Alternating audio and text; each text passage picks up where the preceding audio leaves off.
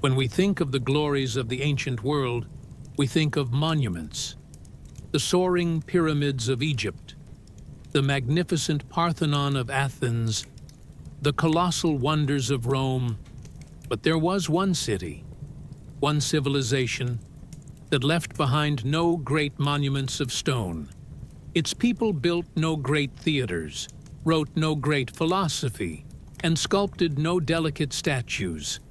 For in this city, the people themselves were the monument. Their bodies were the temples, their laws were the art, and their society was a masterpiece of brutal and perfect engineering. This is the story of Sparta, the Greek city-state that turned its back on the Greek world, that rejected art, wealth, and individualism, and instead forged itself, generation after generation, into the most disciplined, feared, and formidable military machine in all of history. Chapter 1. The Laws of Iron. Our story begins not in a city of stone, but in a valley of breathtaking beauty and profound isolation. This is Laconia, in the southern Peloponnese of Greece. It is a fertile, well-watered plain, but it is walled off from the rest of the world by immense and forbidding mountain ranges, most notably the towering snow-capped peaks of Mount Taygetus to the west. This geography would shape the Spartan soul. It made them protected, but also insular, a people who looked inward, suspicious of the outside world. According to their own legends, they were the descendants of the Heracleidae, the sons of the great hero Heracles himself. Sometime in the Greek Dark Ages, their ancestors, the Dorians, had swept down from the north, a wave of iron-wielding warriors who conquered the land and subjugated the original inhabitants. From this violent conquest, the unique and deeply unequal Spartan social structure was born. At the very top were the invaders themselves, the Spartiates, a small elite class of warrior citizens. Below them were the Perioikoi, or dwellers around, free people who were not citizens, who worked as craftsmen and merchants. And at the very bottom was a vast, conquered population, the natives of the land, who were turned into a class of state-owned slaves. These were the Helots. For a time, Sparta was a typical Greek city-state, ruled by kings, engaging in art and poetry. But unlike other growing cities, which relieved their population pressure by sending out colonists across the sea, Sparta looked to its neighbor. To the west, across the Taygetus Mountains, lay the beautiful and incredibly fertile plains of Messenia. The Spartans chose not to colonize, but to conquer. The First Messenian War was a brutal 20-year struggle that ended with the complete subjugation of Messenia. The Spartans did not just defeat their neighbors, they enslaved them. The entire Messenian population was turned into Helots, their land divided up and given to the Spartan citizens. But this act of conquest created a permanent and terrifying problem.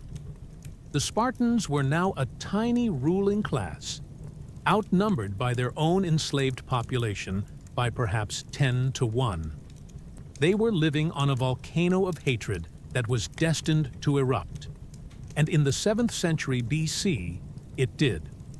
The Helots rose up in a massive, desperate, and bloody rebellion known as the Second Messenian War.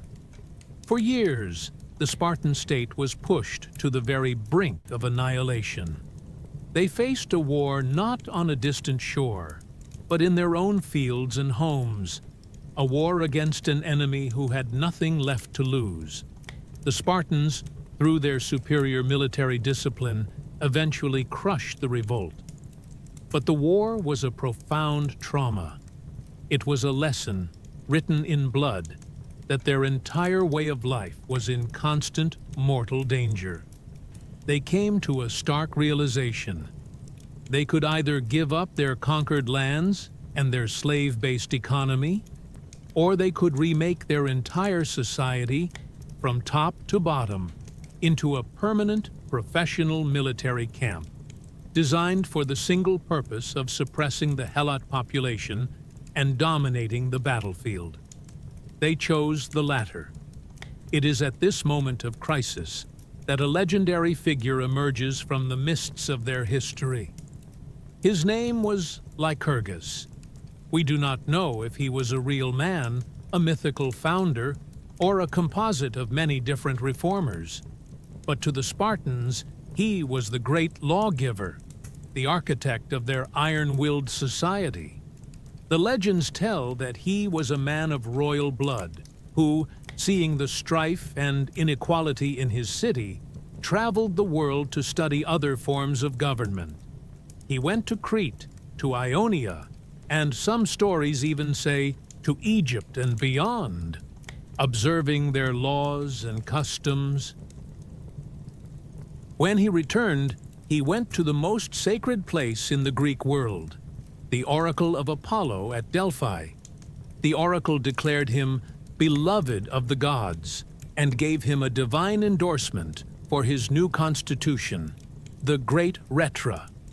Armed with this divine authority, Lycurgus returned to Sparta and instituted a radical and sweeping series of reforms designed to burn away every ounce of luxury, inequality, and individualism from the city. His first and most radical reform was to abolish the very concepts of wealth and poverty. He ordered all the land in Spartan territory to be pooled together and then redistributed into 9,000 equal plots, or kleroi. Each Spartan citizen was granted one plot, enough to support his family. This land could not be sold or divided. It belonged to the state and was tied to his citizenship. With this single act, the great inequalities of wealth that plagued other Greek cities were, in theory, eliminated. But to truly kill the desire for wealth, he had to kill money itself. Lycurgus, the stories say, recalled all gold and silver coinage. In its place, he issued a new currency made of iron. These were not small, convenient coins, but large, heavy, and clumsy iron rods, which had been heated and then quenched in vinegar to make them brittle and worthless as raw iron. This new money was almost impossible to steal, difficult to store, and utterly useless for trading with other cities. With it, luxury and foreign trade withered and died. There was no point in accumulating wealth if it was too heavy to move and could buy nothing of value. The Spartan was now forced to live a life of stark and simple austerity. His most revolutionary social reform was the creation of the Syssitia, the common mess halls. Lycurgus ordered that all Spartan male citizens, from the kings down to the newest soldier, were required to eat their main evening meal together in a public dining group of about 15 men. This was not optional. It was a cornerstone of their society. The private family dinner was abolished. From the age of 7, a Spartan male belonged not to his family, but to his military unit, and his life was lived in public. The food was famously plain and meager, the most notorious dish being a black broth made of pork, blood, salt, and vinegar. This forced communal dining was designed to strip away all sense of individuality and to foster an intense, unbreakable bond of camaraderie among the soldiers. Your messmates were your brothers, the men who would stand beside you in the phalanx. These laws created a new definition of what it meant to be a person. In the Sparta of Lycurgus, the individual existed only to serve the state. A citizen had no private rights, only public duties. The singular purpose of a Spartan man's life was to be the perfect soldier. The singular purpose of a Spartan woman's life was to bear strong, healthy sons for the army. the state was everything, and the individual was nothing. Lycurgus, having laid down these iron laws, then made the Spartans swear an oath that they would not change any of his reforms until he returned. He then left Sparta and, according to the legend, starved himself to death, ensuring that he would never return and that his laws would remain in place, unchanged, for all eternity. Whether he was a real man or not, his vision was made real. He had taken a simple Greek city-state and reforged it in the fires of crisis into something the world had never seen before, a perfect, brutal, and unchanging military machine. Chapter 2. The Agoge. Forging the Iron Man. In the world of ancient Greece, a child's birth was a family affair, but in Sparta, it was a matter of state. The life of a Spartan did not belong to him, but to the city, and that ownership began at the moment of his birth. According to the historian Plutarch, when a male child was born, he was not presented to his father, but was taken by him to a place called the Lesha, where the elders of the tribe would officially inspect the infant. They would examine him for any sign of physical deformity or weakness. If the child was deemed healthy, strong, and well-formed, he was given back to his parents to be raised. But if the infant was found to be sickly or misshapen, the elders would have him taken to a deep chasm at the foot of Mount Taygetus, a place known as the Apothete, the place of rejection. Here, the newborn was left to die of exposure. To the Spartans, this was not an act of cruelty, but of stark and brutal logic. A child who was not fit to become a perfect soldier was a useless burden upon the state, and the state had no room for the weak. If the child passed this first, terrible test, he was allowed to live with his mother for the first 7 years of his life. But this was not a childhood of indulgence. Spartan nurses were famous throughout Greece for their severe methods. They would raise their infants with a strict discipline, never using swaddling clothes, which they believed made the body soft. They would teach the child to be unafraid of the dark, to be content with plain food, and never to cry or show petulance. The training for the Agoge began in the cradle. On a boy's 7th birthday, his childhood, as we would understand it, came to an abrupt and final end. He was taken from his mother's home and enrolled in the Agoge, the state-run military education system. The word itself means the rearing, as if the boys were a pack of animals being trained. From this moment on, he would belong entirely to the state. He would live, not with his family, but in a military-style barracks with other boys of his age, under the command of a magistrate called the Paidonomos, or boy herder. Life in the Agoge was a systematic and relentless ordeal, designed to strip away every ounce of individuality and forge a mind and body of pure, unthinking obedience and resilience. The boys, known as Paides, were kept in a state of constant hardship. They were given only a single, thin cloak, the phoinikes, to wear for the entire year, a garment that was meant to be insufficient for both the cold of winter and the heat of summer, forcing their bodies to adapt to the extremes.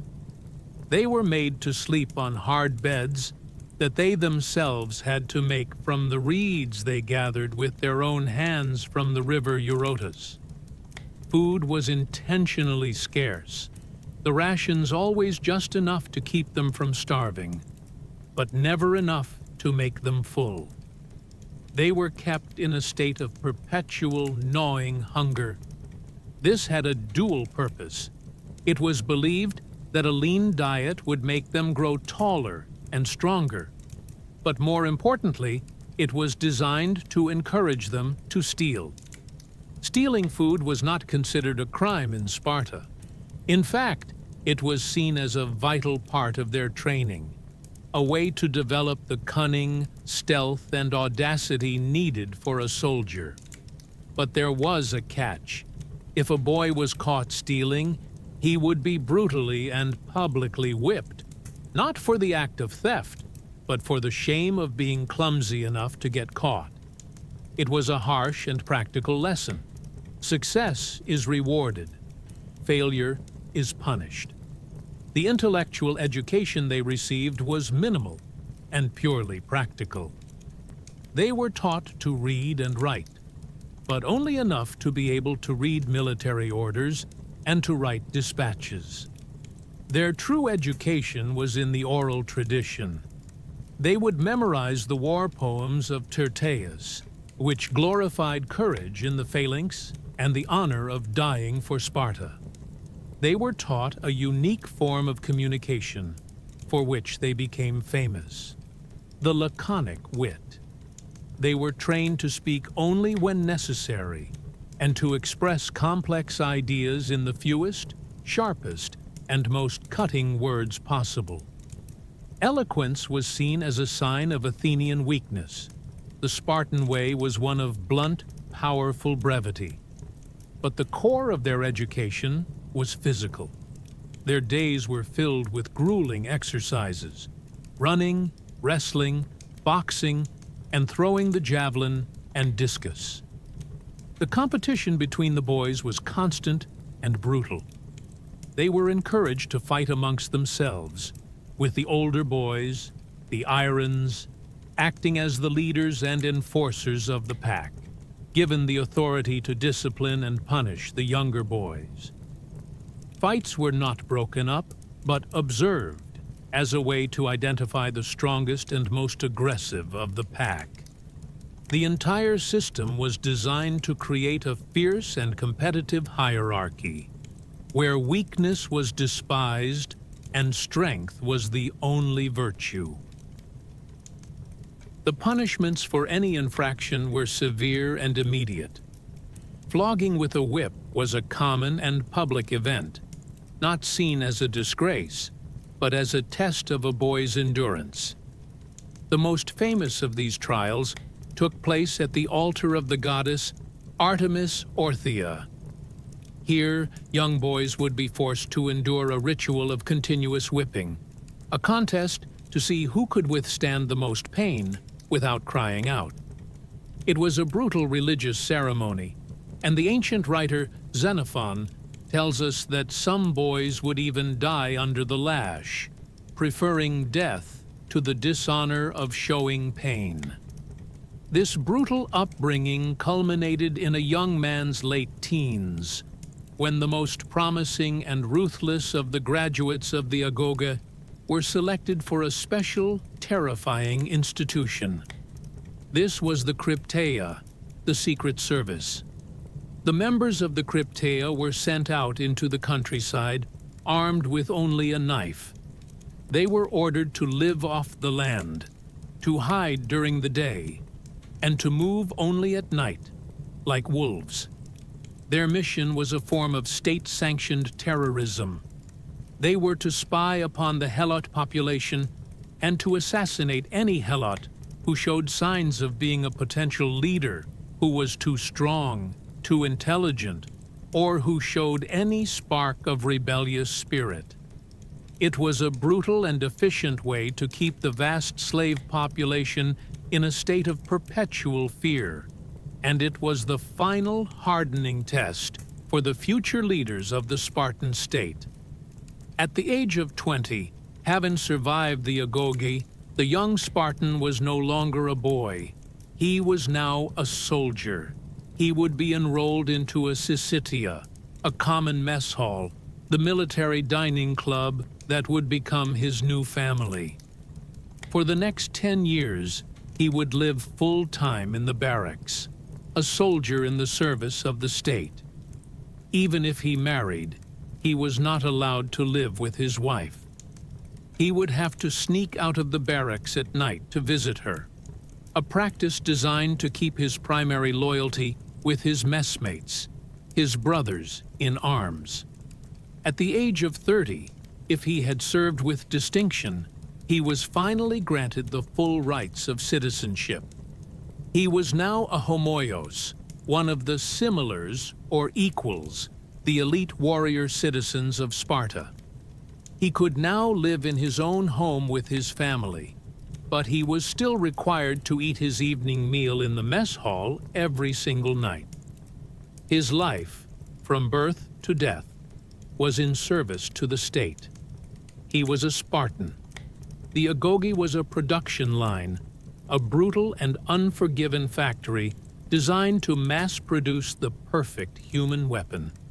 It stripped away a boy's humanity, his individuality, his compassion, his capacity for fear, and replaced it with a suit of psychological armor, an unbreakable discipline, an absolute obedience to authority, a fanatical devotion to the state, and a complete and utter contempt for death. It was the system that created the men who would hold the pass at Thermopylae, the men who would dominate the battlefields of Greece for centuries. It was the terrible and magnificent furnace that forged the iron soul of Sparta. Chapter 3. The Empire of Fear. The perfect Spartan warrior did not emerge from a vacuum. He was the product of a deep and abiding terror, a fear that was the true dark heart of the Spartan state. To understand Sparta is to understand that it was not merely a military society. It was a permanent, armed occupation of a hostile land. The entire elaborate system of the Agoge, the common messes, and the iron discipline was not designed for foreign conquest, but for domestic control. It was a machine built for one primary purpose: to suppress a vast enslaved population that outnumbered the Spartan citizens by a horrifying margin, perhaps as much as 10 to 1. These were the Helots. Their story begins with Sparta's conquest of its neighbors. Unlike other Greek cities, Sparta's solution to its need for land was not to send out colonists, but to conquer and enslave. After 2 long and brutal wars, they had subjugated the entire fertile land of Messenia, and its people were reduced to a unique and terrible form of servitude. The Helots were not like the chattel slaves of Athens or Rome, who could be bought and sold individually. They were the property of the Spartan state itself, an entire people bound to the land they had once owned. Each Spartan citizen, upon receiving his ancestral plot of land, his kleros, was also assigned a group of Helot families to work it. The Helots were the farmers, the laborers, the economic engine of the entire Spartan system. Every year, they were required to give half of all their produce, half the barley, half the wine, half the cheese, half the figs, to their Spartan master. It was this river of agricultural wealth, produced by the sweat of the Helots, that allowed the Spartan citizen to be completely free from the necessity of manual labor. He did not need to be a farmer, a craftsman, or a merchant. His one and only job, from boyhood to old age, was to be a soldier. The Spartan military utopia was built upon a foundation of mass slavery. But this system created a paradox. The more Sparta depended on the Helots, the more they feared them. The Spartans were a tiny minority, a garrison of soldiers living in the midst of a huge captive nation that hated them with a quiet, burning intensity. Every Helot was a potential rebel, every farming tool a potential weapon. This constant, gnawing fear shaped every aspect of Spartan life. It was a fear they tried to manage, not with laws or assimilation, but with a calculated and relentless system of psychological terror, and ritualized humiliation.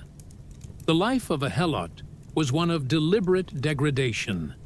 They were forced to wear humiliating clothing, a simple animal skin tunic and a crude dogskin cap, to visually mark them as subhuman.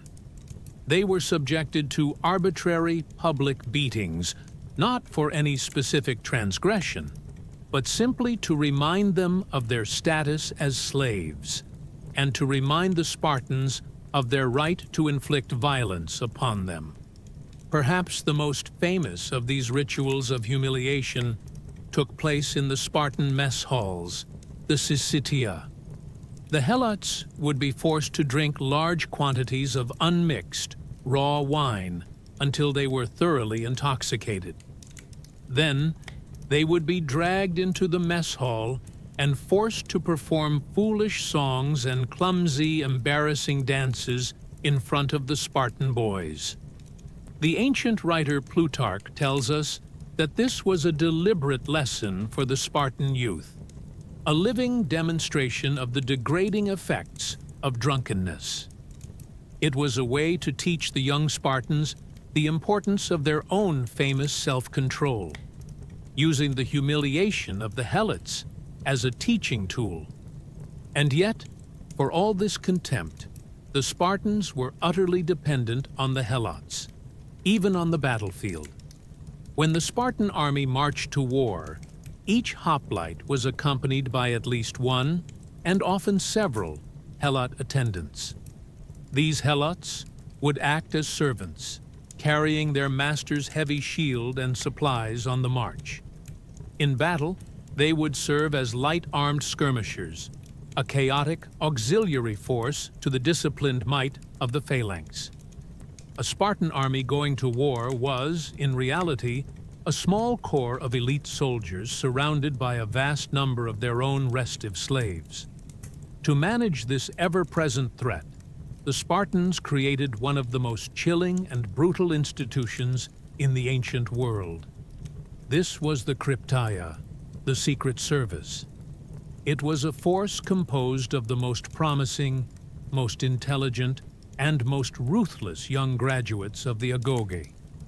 The Cryptaia was a state-sanctioned death squad, a secret police whose purpose was to terrorize the Helot population and to preemptively assassinate any potential leaders.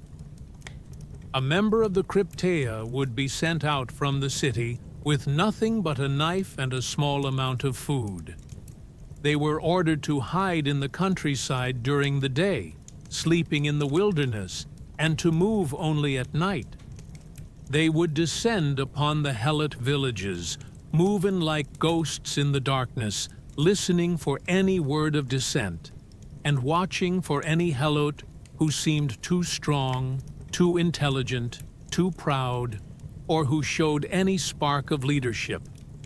And when they found such a person, their orders were simple: to kill them silently and disappear back into the night. It was a systematic culling of the best and the brightest among the enslaved population, a way of cutting the head off any potential rebellion before it could even be conceived. To give this brutal practice a legal and religious justification, the highest officials in Sparta, the ephors, would ritually declare war on the Helot population every single year. This was a horrifying legalistic loophole. By being in a perpetual state of war with their own slaves, any Spartan could kill a Helot at any time, for any reason, without being guilty of murder in the eyes of the gods or the state. It transformed an entire people into a legitimate target. The Spartan fear was not paranoia. It was born from bitter experience. In 464 BC, a catastrophic earthquake leveled the city of Sparta, killing thousands and leaving the state in a moment of complete chaos. The Helots, seeing their opportunity, rose up in a massive, coordinated revolt, the Third Great Messenian War. The surviving Spartans found themselves fighting for their very existence, not against a foreign army, but against their own slaves. The war was long and brutal, ending only after the Spartans had besieged the last of the rebels in their mountain fortress for years. This event seared itself into the Spartan consciousness. It was the ultimate proof that their brutal system of oppression was, in their minds, the only thing that guaranteed their survival. And so, the relationship between the Spartan and the Helot was the dark, poisoned heart of Spartan civilization. The Helots were the foundation upon which the entire glorious edifice of Spartan military might was built. Their labor provided the freedom that allowed the Spartan to become the perfect soldier. But they were also the source of the deep existential fear that was the true architect of Spartan society. The Spartan warrior, so famously fearless on the battlefield against foreign enemies, lived his entire life in a state of constant, gnawing fear of the enemy within. The empire of fear was built on a foundation that was destined one day to crack. Chapter 4. Mothers of Warriors. When one thinks of the women of ancient Greece, the image that often comes to mind is that of the Athenian woman, a figure confined to the shadows of the home, unseen in public life, her existence dedicated to the loom and the nursery, legally a perpetual minor under the control of a male guardian. But in the stark, isolated valley of Laconia, Sparta had forged a completely different kind of woman, a figure so bold, so educated, and so powerful that she was a source of constant bewilderment and criticism to the rest of the Greek world. The Spartan woman was not a shadow. She was a pillar of the state, as crucial to the survival of the military machine as the hoplite in the phalanx. Her unique journey began, like her male counterpart, at birth. While male infants were subjected to the cold, official inspection of the elders, the fate of a newborn girl rested with her father. She was raised at home, but her childhood was not one of quiet, domestic seclusion. The Spartan state, in its relentless pursuit of perfection, understood that strong warriors could only come from strong mothers. And so, the girls of Sparta were enrolled in their own form of state-sponsored education. This education was, first and foremost, physical. From a young age, Spartan girls were not taught to weave, but to run, to wrestle, to throw the discus and the javelin. They would exercise on the same fields as the boys, their bodies strong and athletic. To the other Greeks, this was a scandal. They were shocked by the sight of young women participating in vigorous public athletic training. But to the Spartans, the logic was simple and irrefutable. The lawgiver Lycurgus, they believed, had decreed that the primary duty of a free woman was to bear healthy, vigorous children. Just as a farmer would cultivate his land to produce the best crop, the Spartan state cultivated the bodies of its women to produce the best possible soldiers. But their education was not merely physical. They were also taught what the Greeks called musike, the arts of music, poetry, and dance. Spartan women were famous for their role in the great religious festivals, where they would perform in great choral groups, singing and dancing in honor of the gods. Their minds were considered as important as their bodies. They were known for their intelligence, their literacy, and their famously sharp, laconic wit. Unlike the sheltered women of Athens, Spartan women were expected to be engaging conversationalists, to understand politics, and to be able to hold their own in the public life of the city. They were not cloistered away. They walked freely through the city, and they wore a simple, practical tunic called a peplos, which was slit at the thigh to allow for freedom of movement. This garment, to the aghast eyes of other Greeks, earned them the notorious nickname, the thigh flashers. When a Spartan woman came of age, her marriage was not a simple family arrangement, but another strange ritual of the state. Marriages were often arranged, but they began with a ritual of abduction, where the husband would symbolically capture his bride. On the wedding night, the bride would have her head shaved, be dressed in a man's cloak and sandals, and be left in a darkened room. Her new husband, who was still living full-time in the military barracks, would have to sneak out under the cover of darkness to consummate the marriage, before stealthily returning to his messmates before dawn. This bizarre custom served a purpose.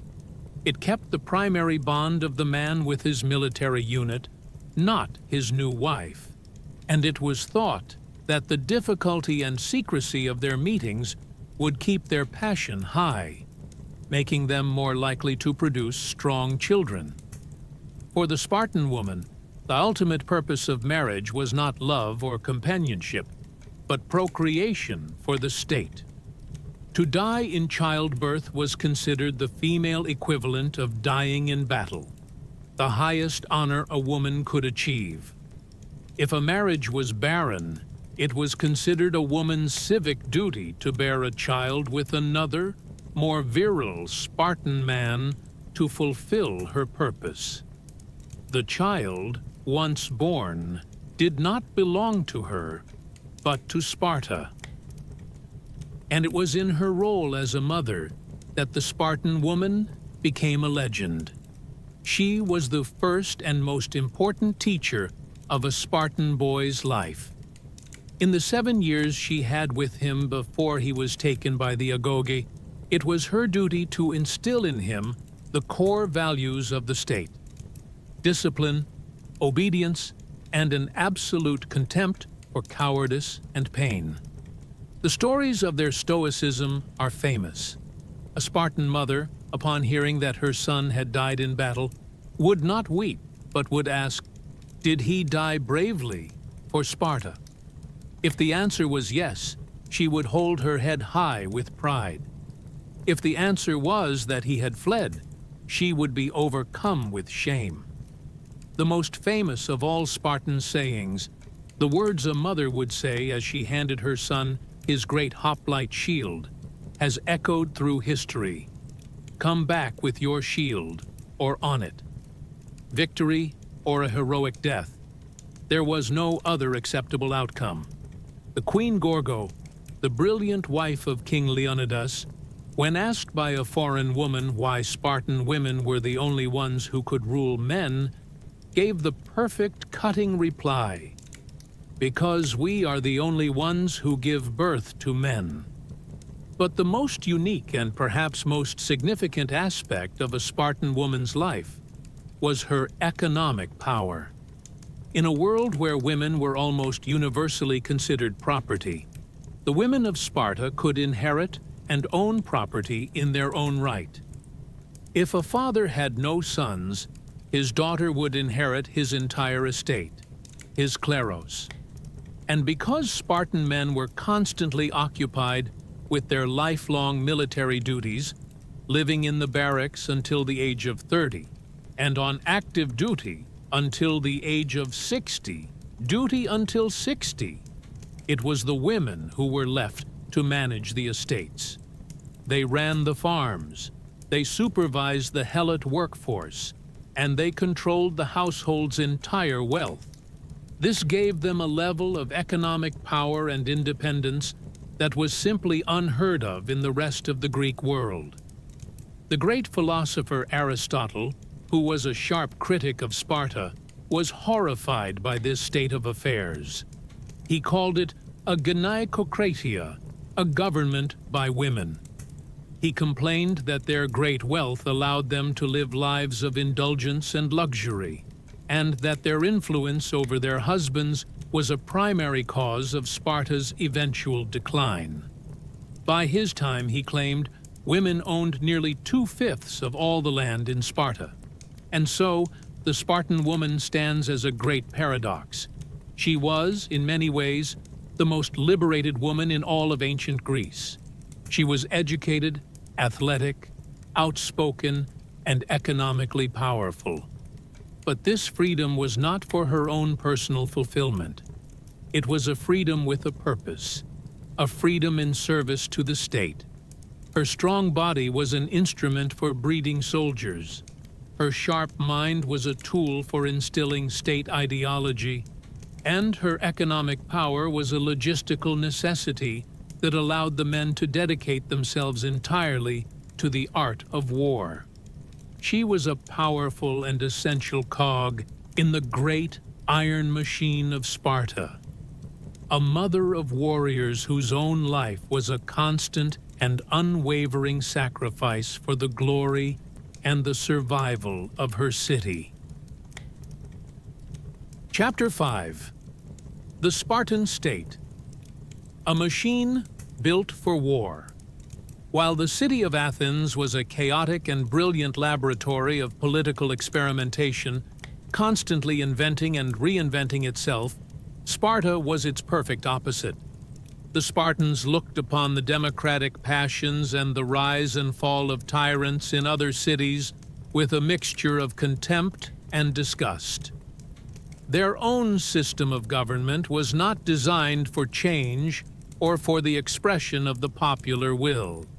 It was a complex, conservative, and brilliantly designed machine, a set of interlocking parts forged in the mythical past by the great lawgiver Lycurgus.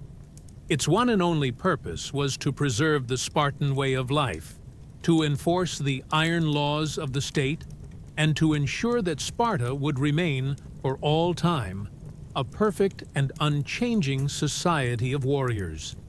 It was a unique and strange mixture of monarchy, oligarchy, and a carefully controlled form of democracy. At the very top of this structure stood not one king, but two. This was the dual kingship, the most ancient and sacred of all Spartan institutions. The two kings always came from two separate rival royal families, the Agiads and the Eurypontids. According to their own legends, these two families were descended from the twin sons of a great descendant of the hero Heracles, and so their right to rule was divine and unquestionable. The presence of two kings served as a perfect internal check and balance. It prevented any single man from ever accumulating enough power to become an absolute monarch, a tyrant, which was a constant fear in the Greek world. The kings of Sparta were not all-powerful despots like the pharaohs of Egypt. They were revered, but their powers were clearly defined. Their greatest and most glorious role was as the supreme commanders of the army. In times of war, one king would lead the Spartan phalanx into battle, while the other was required to remain at home to manage the affairs of the state. The departure of a king for war was a moment of great religious ceremony. Sacrifices were made to Zeus, and the king, now a general, marched out with his personal bodyguard of 300 elite hoplites. On the battlefield, his authority was absolute. He was the living embodiment of the Spartan state at war. Beyond the battlefield, the kings were the chief priests of Sparta. They were responsible for performing the most important public sacrifices and for maintaining a good relationship with the gods. They were the state's primary connection to the divine, and they were the custodians of the all-important prophecies from the oracle of Apollo at Delphi. Their judicial powers, however, were limited. They presided over cases involving adoptions, public roads, and the marriages of heiresses, but the most serious matters of justice were left to others. For all their prestige and their divine bloodline, the Spartan kings were constantly being watched. The primary check on the kings, and the true center of aristocratic power in Sparta, was the Gerousia, the Council of Elders. This was Sparta's great oligarchic body, its name meaning the Council of Old Men. It was composed of the 2 kings and 28 other members who were elected for life. To be a member of the Gerousia, a man had to be over the age of 60, a veteran who had survived the Agoge and a lifetime of military service. They were the living repositories of Spartan law and tradition. The election to this council was a strange and ancient ritual, a primitive form of applause meter. As each candidate walked in silence through the great citizen assembly, the people would shout their approval. In a nearby closed-off building, a group of judges would sit and listen, not knowing which candidate was which.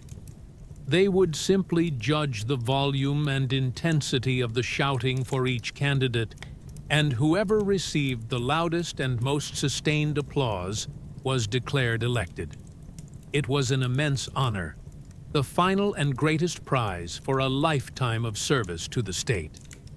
The power of the Gerousia was immense.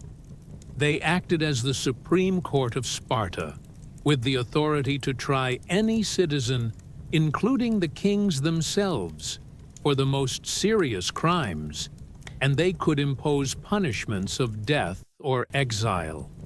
They also served as the state's legislative body, preparing the laws and proposals that would be presented to the wider citizen assembly.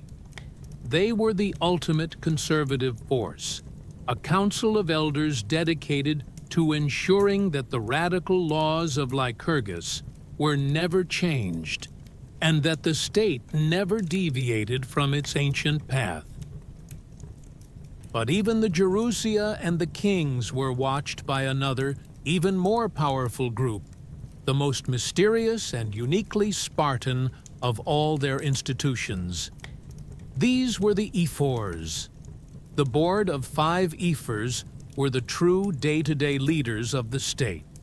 They were elected annually from the general citizen population over the age of 30. This gave them a powerful popular mandate, and in theory, they were the democratic element of the Constitution, the guardians of the people's interests against the power of the kings and the elders. In reality, their power was almost absolute and often tyrannical. The ephors were the primary check on the power of the kings.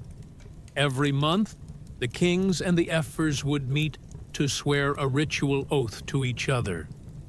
The kings would swear to rule according to the laws of Sparta, and the ephors would swear to preserve the kingship, but only as long as the kings kept their oath.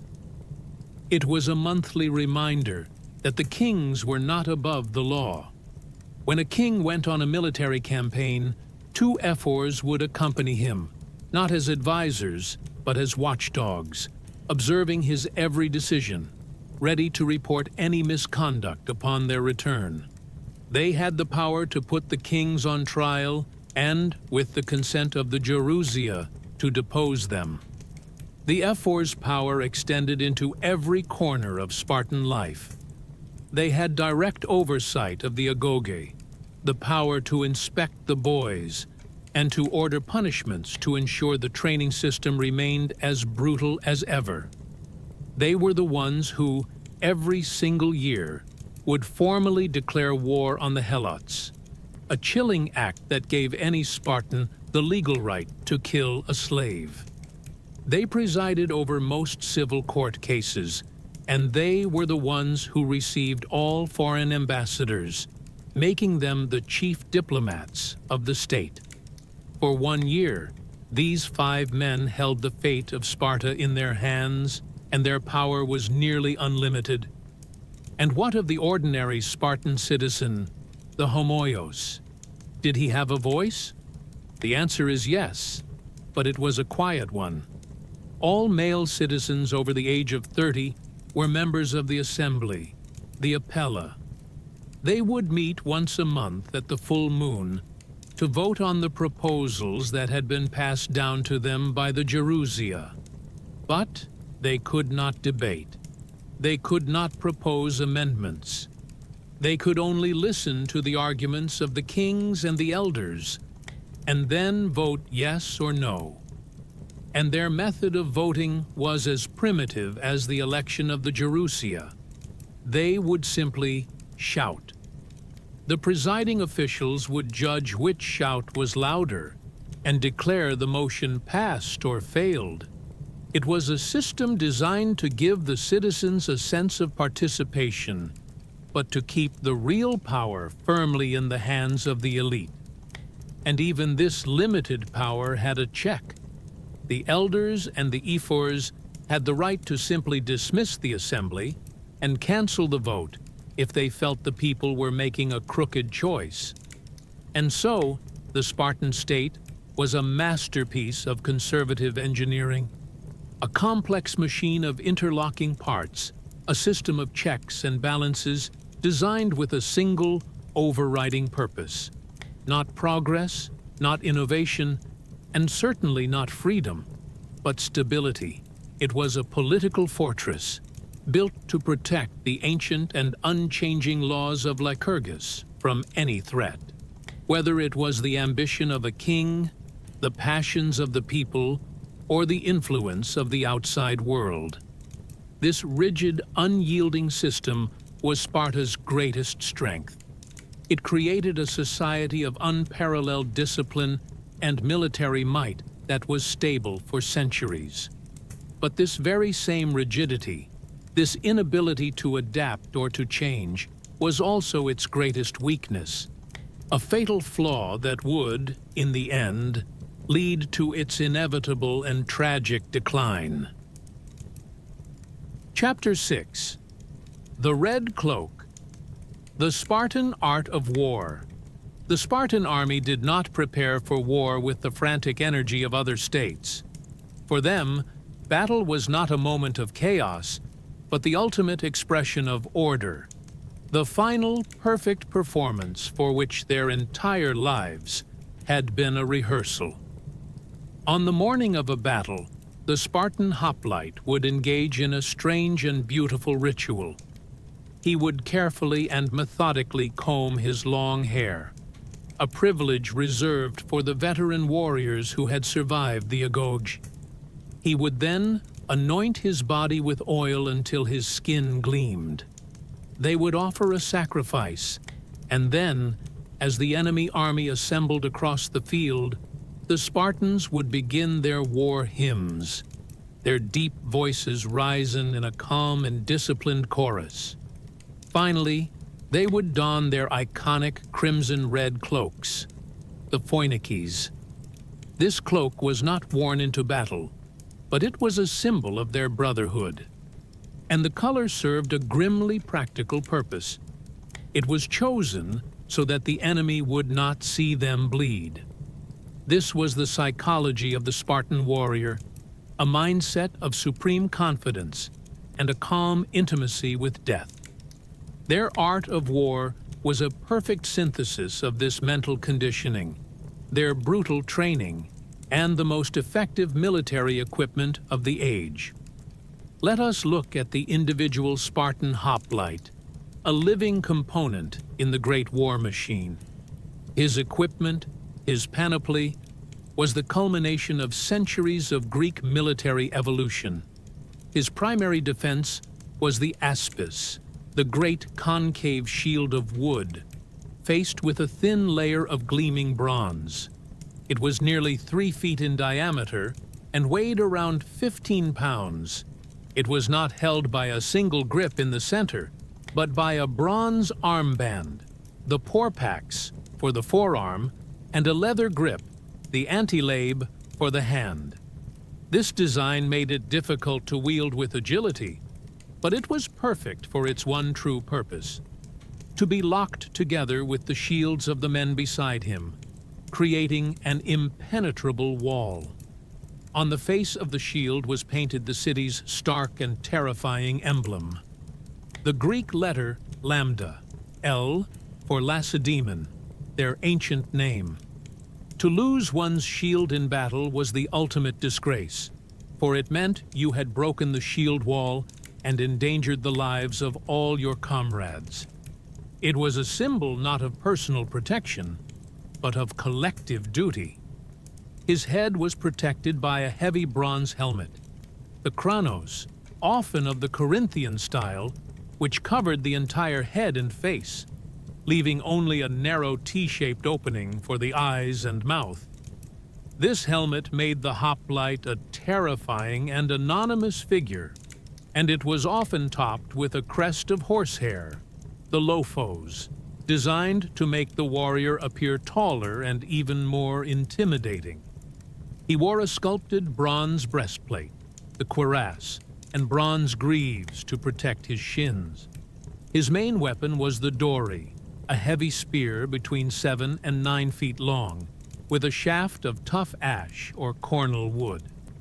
It had a sharp leaf-shaped iron head for thrusting, but it also had a heavy bronze butt spike called a saurator, or lizard killer.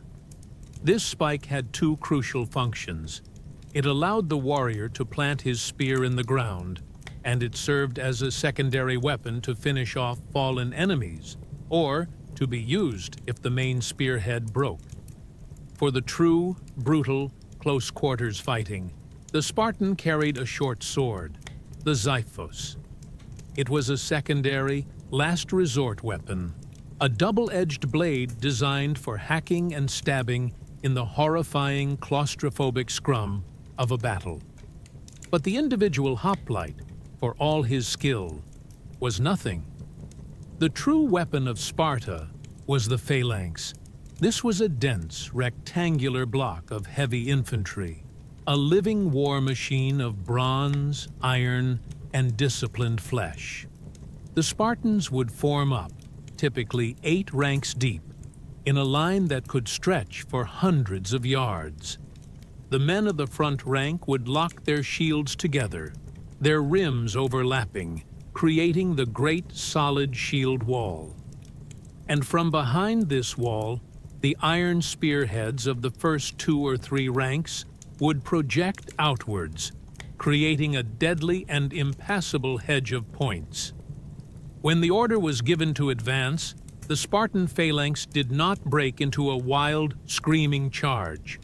Instead, they would march forward at a steady, deliberate pace.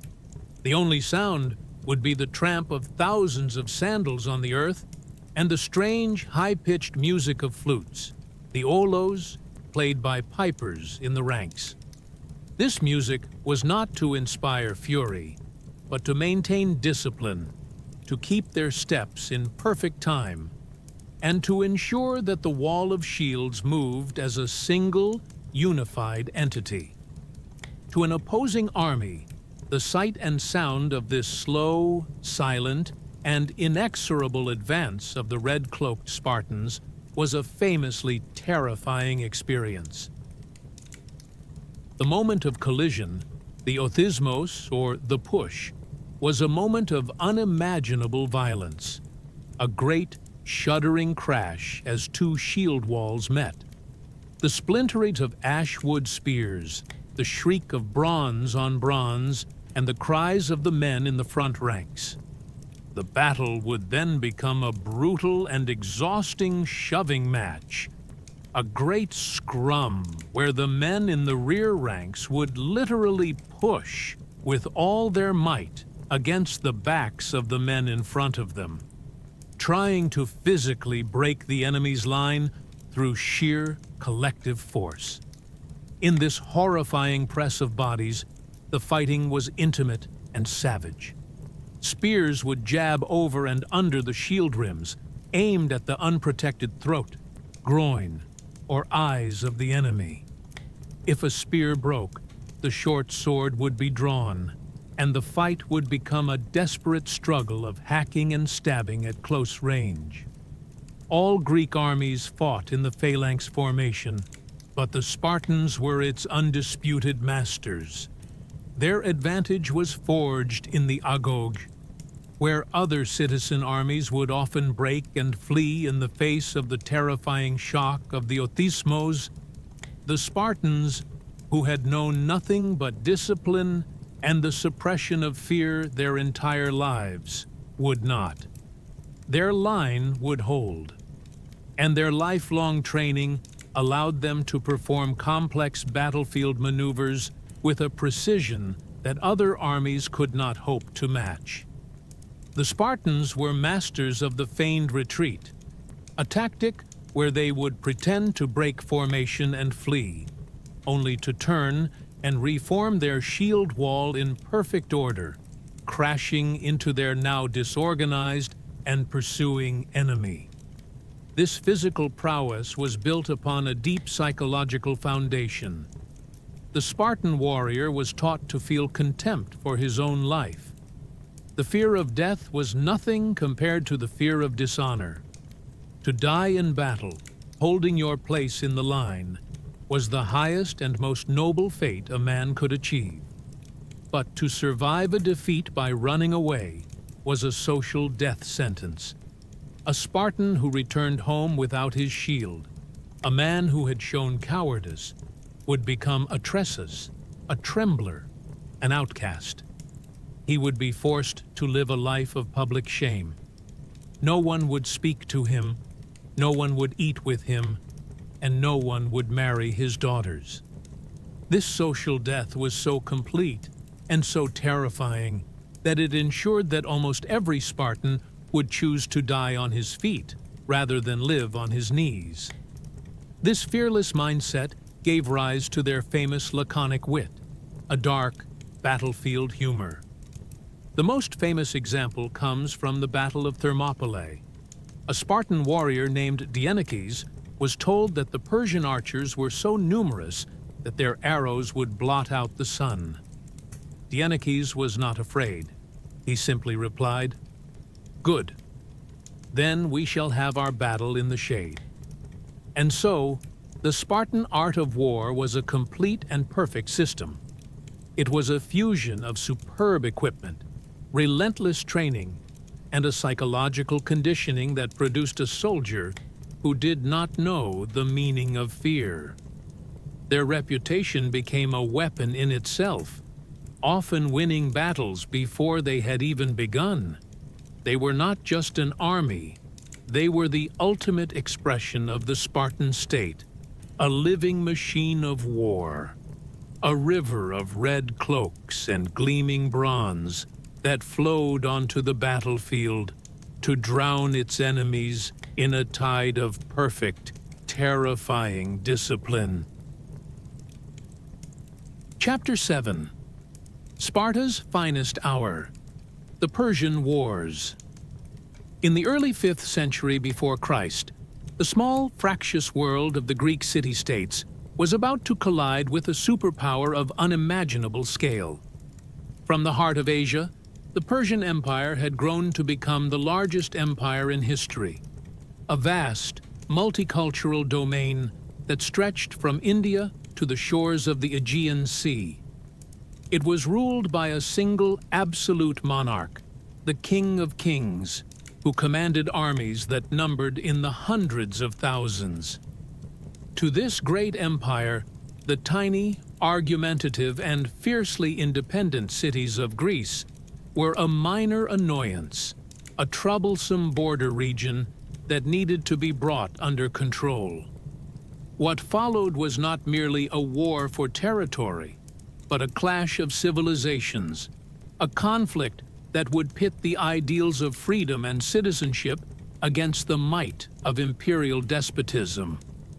And in this great struggle for survival, the Greeks would turn for leadership not to the eloquent politicians of Athens, but to the silent, disciplined, and unquestioned masters of the battlefield, the warriors of Sparta. The conflict began on the eastern edge of the Aegean, in a region called Ionia, where a number of Greek cities had been living under Persian rule. In 499 BC, they rose up in revolt. The young democracy of Athens, in a fateful decision, sent a small fleet of ships to aid their Ionian cousins. This act of defiance infuriated the Persian king, Darius the Great. He crushed the revolt, and then, according to the historian Herodotus, he had a servant repeat a single phrase to him at every meal. "Master, remember the Athenians." He would have his revenge. In 490 BC, Darius launched the first Persian invasion of mainland Greece. A great fleet carrying a powerful army of infantry and cavalry landed on the shores of Attica, at a small bay called Marathon. The Athenians were in a state of panic, their army hopelessly outnumbered. They sent their fastest runner, a man named Phidippides, on a desperate 140-mile journey to Sparta to beg for their help. Phidippides arrived, breathless, and delivered his plea. The Spartans, as the recognized military leaders of Greece, agreed to help. But there was a problem. It was the time of their most sacred religious festival, the Carneia, a holy period during which Spartan law strictly forbade the army from marching out to war. They promised the Athenians they would come, but not until the full moon had passed, 6 days later. They would not, even in the face of an existential threat, break the laws of their gods. And so, the Athenians were forced to fight alone. In one of the most stunning upsets in military history, their heavily armed hoplite phalanx charged the Persian lines and won a decisive and glorious victory. When the Spartan army, 2,000 strong, finally arrived at Marathon, the battle was over. They marched to the battlefield, surveyed the Persian dead with professional admiration, praised the Athenians for their great achievement, and then, their duty done, they marched home. It was a perfect demonstration of the Spartan character, pious, disciplined, and unconcerned with a glory they had not earned. But the Persian threat was not over. 10 years later, in 480 BC, the son of Darius, King Xerxes, amassed the largest invasion force the world had ever seen to extinguish Greek freedom forever. Herodotus wrote that Xerxes' army was so vast that it drank rivers dry as it marched. He lashed a bridge of boats across the Hellespont, the strait that separates Asia from Europe, and for 7 days and 7 nights, his immense army marched across it. This was not a punitive expedition. It was an invasion of overwhelming, world-ending scale. This time, the Greek cities knew that they had to stand together or be destroyed. They formed the Hellenic League, a defensive alliance of 31 city-states, and by unanimous consent, supreme command of the Allied land forces was given to Sparta. While Athens would command the navy, it was the red cloak of the Spartan king that all of Greece would follow on the battlefield. The Greek strategy was simple. They had to find a narrow place, a choke point, where the Persians' vast numerical superiority would mean nothing. They chose a narrow coastal pass in central Greece, a place where the mountains met the sea, a pass known as Thermopylae, the Hot Gates. And it was here that the Spartan king, Leonidas, would lead his army and forge a legend that would echo through eternity. Once again, the invasion had coincided with the festival of the Carneia, and the main Spartan army was forbidden from marching. But this time, the threat was too great to wait. And so, Leonidas, using the loophole that the king could march with his royal bodyguard, gathered his 300 finest soldiers. These were not young men, but veteran hoplites, the elite of the elite, and every single one of them had a living son to carry on his family line. This was not a suicide mission, but a strategic advance by a king and his guard, meant to hold the pass until the main Greek army could be mustered. They were joined by several thousand other allied Greeks, most notably 700 brave Thespians. When Xerxes' great army arrived at the pass, he was baffled. He could see the tiny Greek force, and his scouts reported back with the strange news that the Spartans were not preparing for battle in a state of fear, but were calmly exercising and combing their long, beautiful hair. For 4 days, Xerxes waited, assuming this pathetic little army would see his immense numbers and simply flee in terror. They did not. Finally, Xerxes ordered the attack. He sent in wave after wave of his infantry, the Medes and the Scythians. But in the narrow pass, which was only wide enough for a few dozen men to stand abreast, the Persian numbers were useless. They crashed against the Spartan shield wall and were slaughtered. Their wicker shields and short spears were no match for the heavy bronze shields and long spears of the hoplites. For 2 days, the battle raged. Xerxes, watching from his throne, is said to have leaped to his feet 3 times in terror and frustration as he watched his men being cut down. He then sent in his elite 10,000-strong royal guard, the Immortals. They too were repulsed, their famous skill no match for the disciplined fury and superior equipment of the Greeks. The Spartans, using their famous feigned retreat tactic, would pretend to flee, and then, as the Immortals broke formation to chase them, the Spartans would turn in perfect unison and cut them down. The pass, it seemed, was unbreakable. But then came the betrayal. A local Greek man named Ephialtes, hoping for a great reward from the Persian king, came to Xerxes and told him of a hidden mountain path, a secret track that would allow the Persians to march around the pass and attack the Greeks from behind. As dawn broke on the 3rd day, Leonidas received the terrible news. They were surrounded. His position was now hopeless. But instead of retreating, he made the decision that would define his legacy.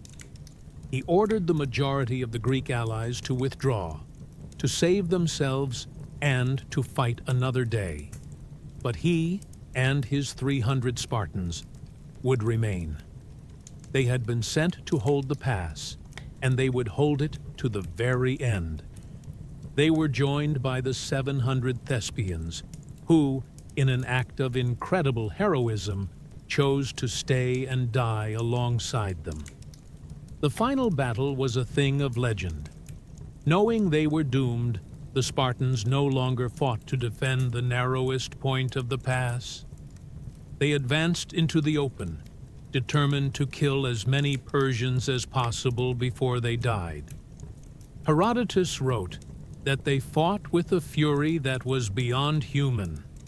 They fought with their spears until their spears shattered. They then drew their short swords and fought with those. When their swords broke, they fought with their bare hands and their teeth. King Leonidas fell in the thick of the fighting, and a heroic battle was fought over his body. Finally, driven back and surrounded, the last of the Spartans and Thespians retreated to a small hillock within the pass.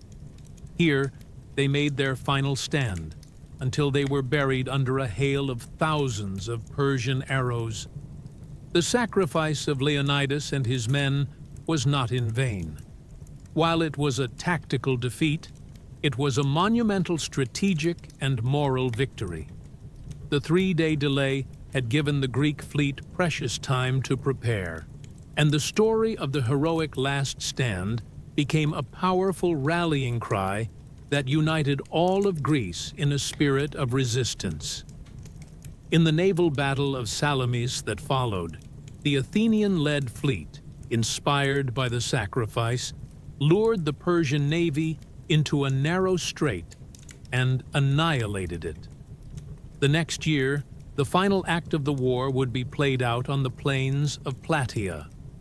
Here, the largest Greek army ever assembled, once again under the supreme command of a Spartan general, faced the remnants of the Persian land army.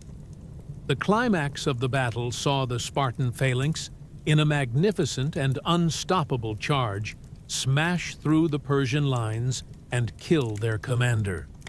The Persian army broke and fled. The war was over. Greece was free. The Persian wars were Sparta's finest hour. While the glory of Marathon and Salamis belonged to Athens, it was the iron will of the Spartan sacrifice at Thermopylae that forged the spirit of Greek resistance. And it was the unmatched discipline of the Spartan phalanx at Plataea that delivered the final decisive blow. For a brief, shining moment in history, the strange, brutal, and unforgiving system of Lycurgus was completely vindicated on the world stage. The men of the Agoge, the sons of the Iron Laws, had proven themselves to be exactly what they were raised to be: the saviors and protectors of all of Greece. Chapter 8. The Elephant and the Whale. In the decades that followed the defeat of Persia, a new world order emerged in Greece. It was a world divided, a world of two great rival power blocks. On one side stood the Athenian Empire, a vibrant, wealthy, and aggressive democracy, powered by the most formidable navy the world had ever seen. On the other stood the Peloponnesian League, a conservative alliance of land-based powers led by the austere, oligarchic, and militarily unmatched city of Sparta. For years, these two superpowers eyed each other with a mixture of fear and contempt, their opposing ideologies making conflict seem inevitable. It was a great Cold War of the ancient world. The historian Thucydides, who lived through and fought in the war that followed, wrote of its cause with a chilling simplicity.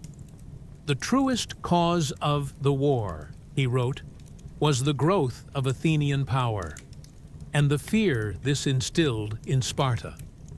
It was a conflict between two completely different forms of power, a strategic puzzle that was famously described as a battle between an elephant and a whale. Sparta, the elephant, was the undisputed master of the land. Its hoplite phalanx was an unstoppable force. Athens, the whale, was the undisputed master of the sea. Its great fleet of trireme warships controlled the Aegean. Neither could strike a decisive, killing blow against the other in its own element. The war that followed would be a long, grinding, and brutal struggle of attrition that would consume the golden age of Greece. The spark that finally lit the fire came from a series of minor conflicts involving allies of the two great powers. But the strategies of the two sides were clear from the beginning. Sparta's plan was traditional and brutally simple. Their king, Archidamus, would lead the Peloponnesian army into Athenian territory, into Attica, at the beginning of each summer. There, they would systematically burn the farms, chop down the sacred olive groves, and destroy the countryside, hoping to both starve the city and to taunt the Athenian army into marching out from behind their walls to fight the decisive land battle that the Spartans knew they would win. The Athenian strategy, devised by their great leader Pericles, was radical and defensive. He knew they could never defeat the Spartan army on land. So, he ordered the entire population of Attica to abandon their homes and farms and to withdraw behind the protection of the long walls, the great defensive fortifications that connected the city of Athens to its vital port of Piraeus. The Athenians would essentially turn their city into a fortified island. Their powerful navy would protect the sea lanes, allowing them to import all the grain they needed from their empire, while launching raids on the Spartan coastline. Pericles' strategy was to win not by fighting, but by refusing to fight, by waiting until the Spartans simply exhausted themselves against the city's impenetrable walls. And so, the war began. For the first decade, it was a frustrating stalemate. Each year, the Spartans would invade, and the Athenians would watch from their battlements as the smoke from their burning farms rose on the horizon. The city was overcrowded, and tempers flared. But as long as their navy controlled the sea, they could not be starved into submission. But in the second year of the war, a new and far more terrible enemy breached the city's defenses, an enemy against which their great walls were useless. It was the plague. As we have explored, a terrible pestilence swept through the overcrowded, unsanitary city, leaving devastation in its wake. A third of the population perished, including the great leader Pericles himself. The plague did not just kill the people of Athens, it killed their spirit. Thucydides wrote of a profound breakdown in law and morality, a wave of despair and hedonism that swept through the city as people lost their fear of the gods and their faith in their own civilization. Athens was severely weakened, but still, the war ground on. The Spartans, for their part, were not invincible. In a shocking turn of events in 425 BC, an Athenian force managed to trap a contingent of 420 Spartan hoplites on the small island of Sphacteria. After a long siege, the unthinkable happened. The Spartan soldiers, starving and cut off, surrendered. The myth of Spartan invincibility, the belief that a Spartan warrior would always choose death over dishonor, was shattered. The capture of these elite soldiers was a huge blow to Spartan prestige and a massive morale boost for the Athenians. After 10 long years of this brutal and inconclusive fighting, both sides were exhausted, and a fragile truce, the Peace of Nicias, was signed. But the ambition of Athens had not been extinguished. The city was still wealthy, its navy was still powerful, and a new, brilliant, and dangerously charismatic leader had risen to prominence, a young nobleman named Alcibiades. It was his ambition that would lead Athens to its greatest gamble and its most catastrophic defeat. He persuaded the Athenian assembly to launch the largest and most magnificent naval expedition in the history of Greece. Their target was the powerful and wealthy city of Syracuse, on the distant island of Sicily. The plan was to conquer Syracuse, add the resources of Sicily to their own, and achieve a final decisive victory over Sparta. In 415 BC, the great fleet set sail from the port of Piraeus. Thucydides described the departure as a breathtaking spectacle, a display of power and wealth that was both magnificent and hubristic. But the expedition was cursed from the start. Just before its departure, a great scandal erupted in Athens. A number of sacred statues throughout the city were vandalized in the night. Alcibiades was implicated in the sacrilege. Soon after the fleet arrived in Sicily, he was recalled to Athens to stand trial. Fearing his political enemies, he did the unthinkable. He defected to Sparta. He, the architect of the Sicilian invasion, now stood before the Spartan assembly and advised them on exactly how to defeat his own city. Guided by Alcibiades' counsel, the Spartans sent one of their finest generals, Gylippus, to aid the Syracusans. What followed was a 2-year-long military disaster for Athens. The Athenian forces were outmaneuvered, their commanders bickered, and their great siege of Syracuse failed. In a final, desperate naval battle in the great harbor of Syracuse, the Athenian fleet was trapped and utterly annihilated. The surviving soldiers, some 40,000 of them, were forced to retreat on foot through hostile territory. They were hounded, starved, and eventually cornered and forced to surrender. The survivors, thousands of Athenian citizens, were enslaved and sent to work in the brutal stone quarries of Syracuse, where most of them perished. The Sicilian expedition was a complete and total catastrophe. Athens had lost 2 entire fleets and the flower of its citizen army. It was a blow from which their empire would never truly recover. The war entered its final brutal phase. Seeing Athens so grievously wounded, Sparta pressed its advantage. And now they had 2 new weapons. The first was the tactical genius of a ruthless and brilliant new admiral named Lysander. The second was a shocking new source of funding. The Persian Empire, their old enemy, who now saw an opportunity to sow chaos in Greece by funding Sparta's construction of a new, powerful navy.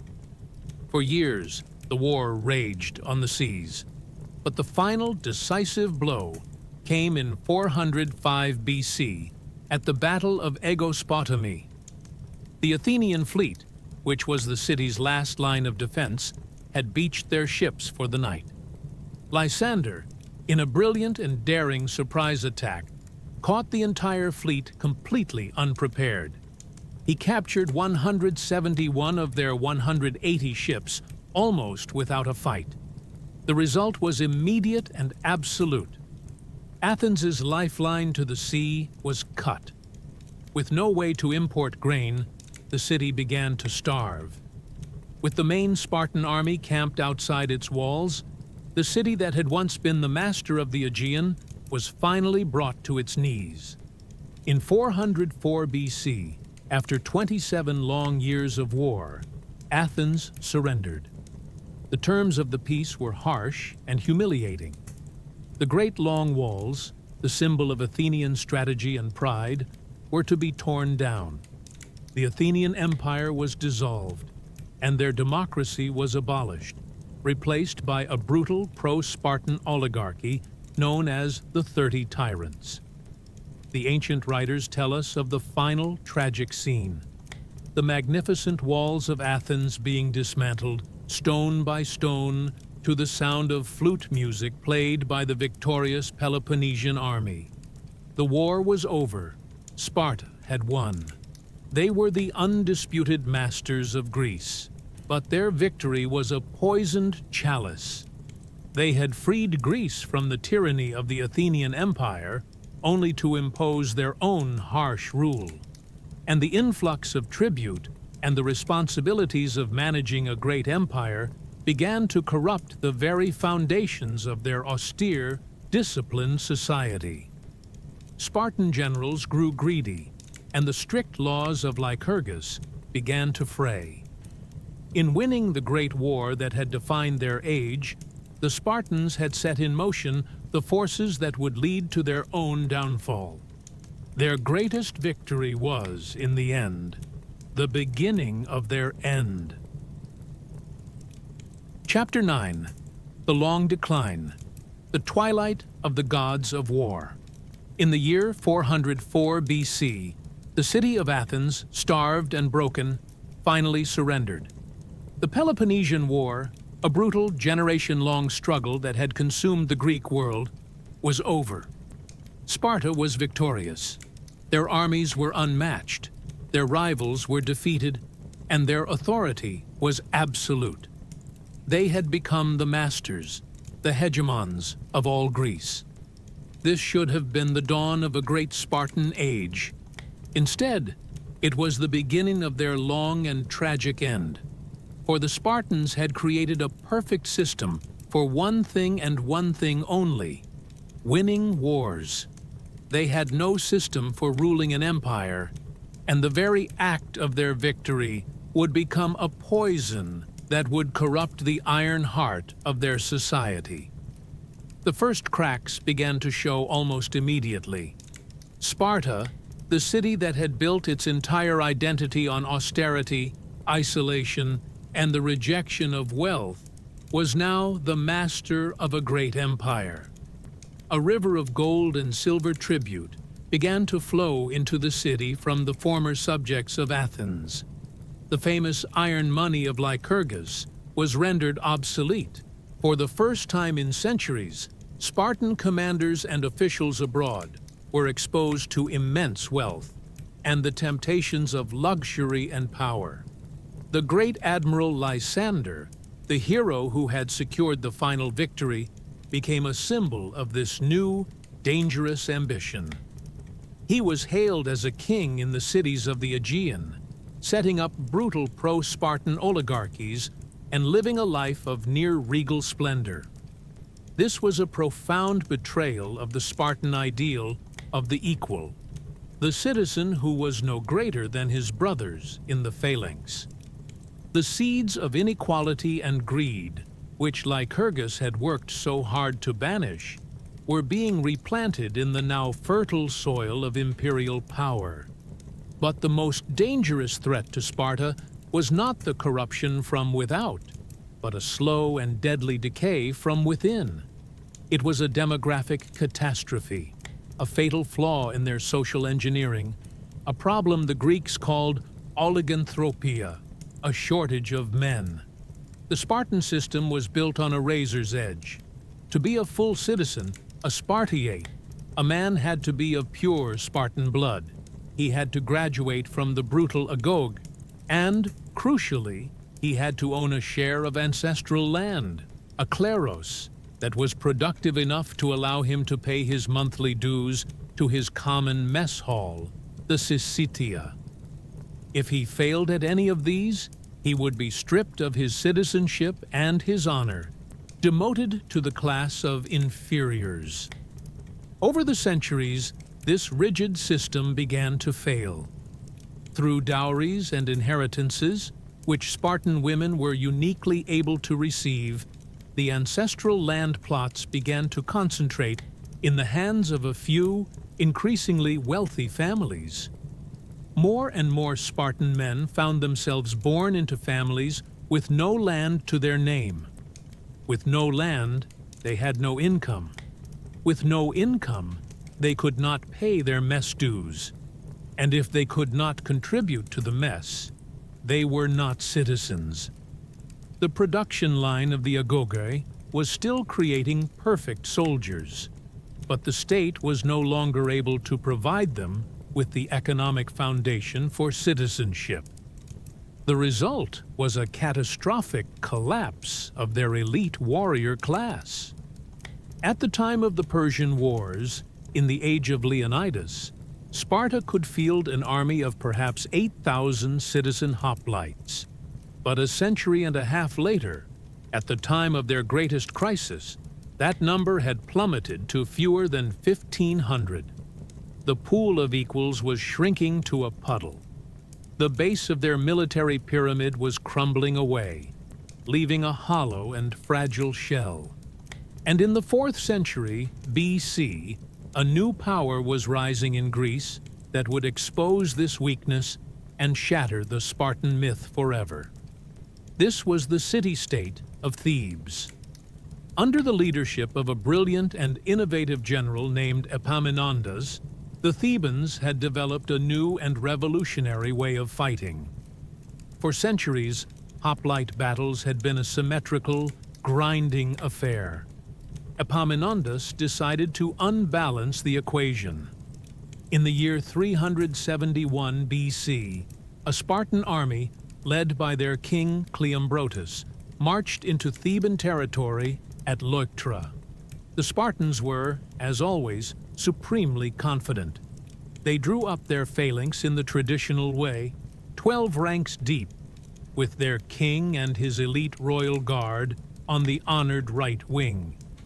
But the Theban army that formed opposite them looked strange and unbalanced. On their right and in the center, the Theban line was unusually thin. But on their left wing, directly opposite the Spartan king, Epaminondas had massed his best troops into an unheard-of, colossal column, 50 ranks deep. At the very head of this formation, he placed the most elite unit in all of Greece, the Sacred Band of Thebes, a force of 150 pairs of male lovers who would fight to the death to protect their partner. The battle began. Epaminondas advanced his army in an oblique or angled line, with his super-heavy left wing charging forward while his weaker center and right wings lagged behind. The Spartan right wing, as expected, began to push back the thin Theban line opposite them. But before they could achieve a breakthrough, the 50-rank deep column of Theban hoplites, with the sacred band at its spear point, crashed into their flank with the force of a battering ram. The shock was immense. The Spartans, fighting in their traditional 12-rank formation, had never faced such a concentration of mass and force. Their line, which was believed to be unbreakable, began to buckle, to bend, and then, for the first time in memory, it shattered. The Spartan king, Cleombrotus, was among the first to be killed. The Spartan right wing was annihilated. Witnessing the impossible, the rest of the Spartan army broke and fled the field. The news of the Battle of Leuctra sent a shockwave across the entire Greek world. The Spartans had not just been defeated, they had been decisively outthought and crushed in a pitched land battle. The myth of their invincibility, the psychological weapon they had wielded for centuries, was broken forever. But the humiliation was not over. The victorious Epaminondas did not stop. He marched his army south into the heart of Spartan territory itself, a land that had not seen an invading army for 600 years. He did not attack the city of Sparta directly, but instead, he did something far more devastating. He marched his army into the lands of Messenia, the source of Sparta's wealth, and he declared all of the Helots to be free. He helped the newly freed Messenians build a new, fortified capital city, Messene, on the slopes of their ancient stronghold of Mount Ithome. With this single strategic act, the entire foundation of the Spartan state was destroyed. For 3.5 centuries, the Spartan way of life had been financed by the labor of the enslaved Messenians. Now, their land was gone, and their workforce was gone. Sparta was no longer a state of professional, full-time soldiers. They were now just another small, impoverished Greek city-state. The centuries that followed were a long, slow fade into irrelevance. They became a minor player in the great wars of Alexander the Great and his successors. They attempted radical reforms to restore their old glory, but it was too late. The world had changed, and Sparta could not. Their final quiet end came in 146 BC, when they, along with the rest of Greece, were conquered by a new superpower, Rome. Under Roman rule, Sparta became a strange and sad tourist attraction, a kind of ancient theme park. Wealthy Romans would visit the city to witness a theatrical and brutal parody of the ancient Agoge, watching boys perform the old rituals of endurance for their entertainment.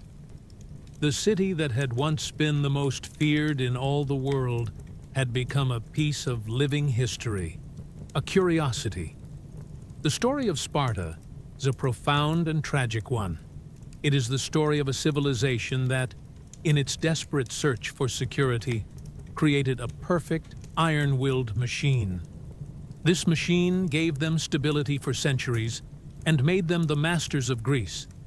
But its very perfection, its rigid and absolute refusal to change, made it brittle. And when the world changed around it, the unbending iron of Sparta did not adapt. It shattered. Their legacy is not in great buildings or profound philosophy. It is in an idea, a legend of a people who achieved a level of discipline, sacrifice, and martial perfection that has never been equaled. A chilling and awe-inspiring story of the gods of war who once walked the earth. And now, having witnessed their epic rise and their long, tragic fall, you too can rest.